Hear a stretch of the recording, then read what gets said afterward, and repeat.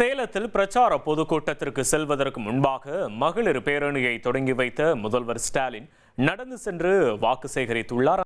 இது தொடர்பான கூடுதல் விவரங்களை செய்தியாளர் ரமேஷ் வழங்க கேட்போம். ரமேஷ், வணக்கம். ரமேஷ், விவரங்களை பதிவு பண்ணலாம்.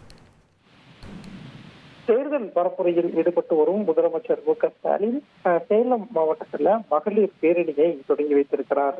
திமுக 5 ஆண்டுகள்ல மகளிருக்காக கொண்டு வந்திருக்கக்கூடிய கலைஞர் மகளிர் உரிமை தொகை திட்டம், புதுமை பெண் திட்டம் உள்ளிட்ட பெண்களுக்கான திட்டங்களை முன்வைத்து மகளிர் பேரணி சேலம் மாவட்டத்துல முன்னெடுக்கப்பட்டிருக்கு. முதலமைச்சரும் திமுக தலைவருமான மு.க.ஸ்டாலின் மகளிர் பேரணியை தொடங்கி வைத்து இப்போது பேரணியாக நடந்து செல்லக்கூடிய காட்சிகளை பார்க்க முடிகிறது. மக்கள் நீதி மய்யம் கட்சி தலைவரும் நடிகருமான கமல்ஹாசன், தேமுதிக பொதுச் செயலாளர் பிரேமலதா விஜயகாந்த் உள்ளிட்டோர் இந்த பேரணியில பங்கேற்றிருக்கிறாங்க. ஏற்கனவே சட்டமன்ற தேர்தலுக்கான திமுக வாக்குறுதிகள்ல இல்லத்தரசி திட்டம் அப்படின்னு 8000 ரூபாய் கூப்பன் திட்டமும் கொடுக்கப்படுது. எனவே ஏற்கனவே திமுக அரசு செய்திருக்கக்கூடிய மகளிருக்கான திட்டங்கள் வரக்கூடிய நாட்கள்ல மகளிருக்காக என்னென்ன திட்டங்களை செய்ய போகிறோம் என்பதை முன்வைத்துதான் சேலம் மாவட்டத்துல மகளிர் பேரணி நடைபெற்று வருகிறது. முதலமைச்சர் மு.க.ஸ்டாலின் தலைமையில இந்த பேரணி நடைபெறுவதை பார்க்க முடிகிறது.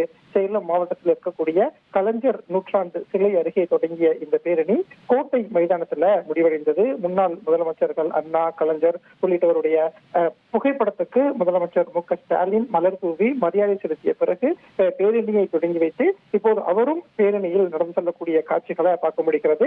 இந்த பேரணி நிறைவடைந்த நிலையில இப்போது சேலம் மாவட்டத்துல தேர்தல் பரப்புரை முதலமைச்சர் பங்கேற்று சேலம் மாவட்டத்தில் போட்டியிடக்கூடிய திமுக மற்றும் திமுக கூட்டணி வேட்பாளர்களை ஆதரித்து பரப்புரையும் மேற்கொள்ள இருக்கிறார்.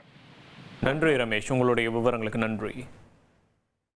சேலத்துல பிரச்சார பொதுக்கூட்டத்திற்கு செல்வதற்கு முன்பா மகளிர் பேரணியை தொடங்கி வைத்த முதல்வர் ஸ்டாலின் சேலம் கோட்டை மைதானம் வரைக்கும் நடந்து சென்ற காட்சிகளை நாம பார்த்தோம். இனி செல்லும் இடமெல்லாம் செய்தி. தந்தி டிவியின் வாட்ஸ்அப் சேனலை ஃபாலோ பண்ணினா செல்ல இருக்கும் இடமெல்லாம் செய்தி. இதோ QR கோட் இப்பவே ஸ்கேன் பண்ணுங்க, ஃபாலோ பண்ணுங்க.